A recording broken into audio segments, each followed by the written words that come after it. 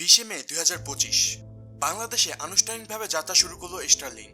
Elon মাস্কের এই satellite ভিত্তিক ইন্টারনেট সার্ভিস ঘিরে এখন অনেকের মাঝে রয়েছে কৌতূহল। একদিকে আছে দেশের প্রায় প্রতিটি শহরে বিস্তৃত সাশ্রয়ী মূল্যের ব্রডব্যান্ড, অন্যদিকে স্টারলিংক আনছে সুপারফাস্ট স্যাটেলাইট ইন্টারনেট। আজকের এই ভিডিওতে আমরা জানবো স্টারলিংক আসলে কি, এটি কাদের জন্য, আর ব্রডব্যান্ডের সাথে তুলনা করলে কি অবস্থানে দাঁড়াবে এই নতুন প্রযুক্তি। স্টারলিংক হচ্ছে মূলত একটি স্যাটেলাইট নির্ভর ইন্টারনেট পরিষেবা যা পৃথিবীর প্রায় যে কোনো স্থানে উচ্চ গতির ইন্টারনেট পৌঁছে দিতে সক্ষম। বাংলাদেশে বর্তমানে স্টারলিংক দুটি প্যাকেজ চালু করেছে। একটি হচ্ছে রেসিডেন্সিয়াল প্যাক, যার মাসিক খরচ প্রায় 6,000 টাকা। আরেকটি হচ্ছে রেসিডেন্সিয়াল লাইট, যার খরচ মাসিক 4200 টাকা। তবে শুধু এই খরচে শেষ নয়, এই সেবা ব্যবহারের জন্য প্রয়োজন হবে একটি সেটআপ কিট, যার দাম প্রায় 47,000 টাকার মতো। এতে থাকবে একটি স্যাটেলাইট ডিশ, রাউটার ও প্রয়োজনীয় তার ও যন্ত্রাংশ। স্টারলিংক সর্বোচ্চ 300 Mbps পর্যন্ত ইন্টারনেট স্পিড দিতে পারে, যা সত্যি অসাধারণ। এমনকি অনেকে বলছে এটি নাকি 128 জন পর্যন্ত একসাথে ব্যবহার করতে পারবে, যদিও এটি পুরোপুরি নির্ভর করে এলাকার অবস্থান ও কানেকশনের ব্যবহারের উপর।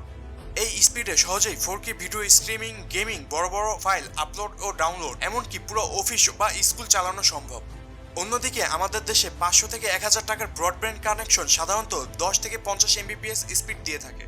তাই এখানে আসে সবচেয়ে বড় প্রশ্ন, সেটা হচ্ছে খরচ। স্টারলিংকে এককালীন সেটআপ খরচ প্রায় 47,000 টাকার মতো, আর এর সঙ্গে যদি 6,000 টাকা ধরি তাহলে প্রথম বছরেই এসে দাঁড়ায় 1,19,000 টাকা। কিন্তু ব্রডব্যান্ডের ক্ষেত্রে এই খরচ কিন্তু অনেকটাই কম। ইনস্টলেশন খরচ যদি 500 থেকে 1000-এর মধ্যে ধরা হয়, আর মাসিক বিল যদি 500 থেকে 1000 টাকা হয়, তাহলে বছরে 6 থেকে 12,000 টাকার মধ্যে অনেক ভালো মানের ইন্টারনেট পাওয়া সম্ভব। তবে একটা জায়গায় স্টারলিংক এগিয়ে থাকবে, এটি অন্যদের সাথে শেয়ার করা যায়। গ্রামের মতো জায়গায় যদি 10 থেকে 15 জন মিলে খরচ ভাগ করে নেয়, তাহলে সেটা অনেকটাই সাশ্রয়ী হয়ে উঠতে পারে। তো এখন আসল কথায় আসা যাক, কারা স্টারলিংক ব্যবহার করবে। এই প্রশ্নের উত্তর নির্ভর করে আপনি কোথায় থাকেন এবং আপনার প্রয়োজনটা কতটুকু।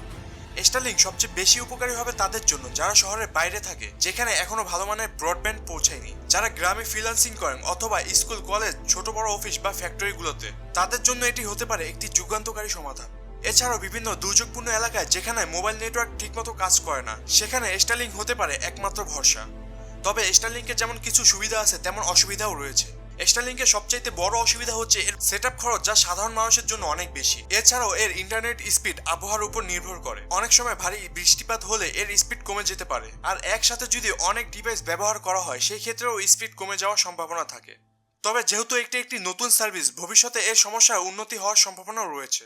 তবে বাংলাদেশের শহরাঞ্চলে ব্রডব্যান্ড এখন অনেক উন্নত, কম খরচে পাওয়া যাচ্ছে ভালো স্পিড, সহজ ইনস্টলেশন আর সাপোর্ট মোটামুটি ঠিকঠাক। তবে কিছু সমস্যা রয়েছে, কিছু নির্দিষ্ট এলাকায় আইএসপি একচেটিয়া ব্যবসা করে। এছাড়াও বিদ্যুৎ না থাকলে অনেক সময় রাউটার চললেও লাইন ডিসকানেক্ট হয়ে যায়, বিশেষ করে লোকাল আইএসপি গুলোতে। তবে সাধারণ কাজ বা ইউটিউব, ফেসবুক, অফিসিয়াল মিটিং সবকিছুই ভালোভাবে করা যায় এই ব্রডব্যান্ড কানেকশনে। তো শেষ কথায় আসা যাক, আপনি যদি শহরে থাকেন আর যদি ভালো ব্রডব্যান্ড কানেকশন পান, তাহলে স্টারলিংকের জন্য হাজার হাজার টাকা খরচ করা অনেকটা বোকামি। কিন্তু আপনি যদি গ্রামের কোনো এলাকায় থাকেন যেখানে ব্রডব্যান্ড নেই বা স্পিড অত্যন্ত খারাপ, তাহলে স্টারলিংক হতে পারে আপনার জন্য অসাধারণ সমাধান। এই ভিডিওটি যদি আপনার ভালো লেগে থাকে অবশ্যই লাইক দিন, শেয়ার করুন, আর অবশ্যই সাবস্ক্রাইব করতে ভুলবেন না। কমেন্টে অবশ্যই জানিয়ে দিন আপনি কি স্টারলিংক ব্যবহার করতে আর যদি না হন তাহলে কেন নয়।